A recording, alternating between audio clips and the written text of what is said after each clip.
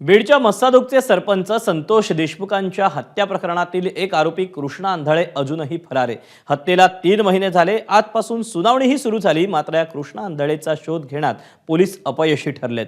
दुसरीकडे हा आरोपी नाशिकमध्ये असल्याची चर्चा सुरू आहे, तर कुणी तो जिवंत आहे की नाही यावरूनच प्रश्नचिन्ह उपस्थित करतायत।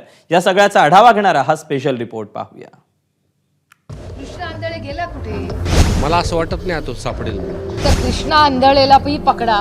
बाहेर मोकाट जिथं आहे तिथून त्याच्या मुसक्या आवळा। मला डाऊट आहे कृष्णा आंधळे जिवंत आहे की नाही। कृष्णा आंधळे जिवंत नाही, त्याचा मर्डर झालेला आहे। ते धनंजय मुंडेने लपवलेलं आहे। कृष्णा आंधळे सरपंच संतोष देशमुख हत्या प्रकरणात आतापर्यंत न उलगडलेलं कोड। बीडच्या मस्साजोगचे सरपंच देशमुखांच्या हत्येला 90 दिवसांपेक्षा जास्त काळ लोटला, मात्र आरोपी कृष्णा आंधळे अद्याप फरार आहे। हा कृष्णा आंधळे आहे तरी कुठे, या प्रश्नाचं उत्तर बीड पोलीस, CID आणि SIT यापैकी कुणालाच सापडलेलं नाही।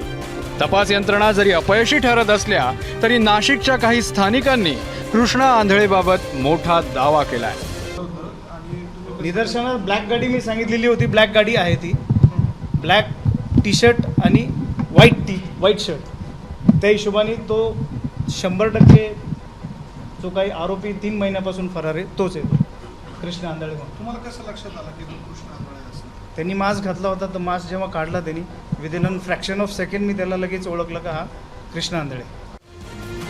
नाशिकच्या गंगापूर रोडवरच्या सहदेव नगरमध्ये दत्त मंदिर परिसरात कृष्णा आंधळे दिसला, असं काही स्थानिक छाती ठोकपणे सांगतायत।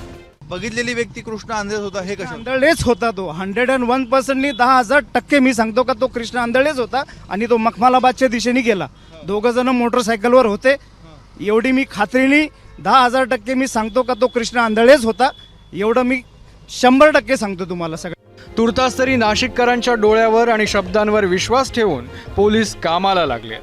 CCTVत दिसणारी दुचाकी आणि त्या दुचाकीवरची जोडगोळी शोधण्यासाठी 3 पथकं रवाना करण्यात आली आहेत। आता या दुचाकीला शोधण्यात तरी पोलीस यशस्वी ठरतील का? आणि या प्रश्नाच्या उत्तराबरोबरच कृष्णा आंधळेचा शोध थांबेल का? दरम्यान कृष्णा आंधळेचा शोध लागत नसल्यानं संतोष देशमुख प्रकरणातील अनेक बाबी अजूनही गुलदस्त्यात आहेत। कृष्णा आंधळे जिवंत आहे की त्याच्या जीवाचं काही बरं वाईट झालंय, अशी शंका स्वतः सत्ताधारी उपस्थित करू लागले। कृष्णा आंधळेला पळवून लावण्यात धनंजय मुंडेचा हात असल्याचा आरोप मराठा आंदोलक जरांगेंनी केला होता।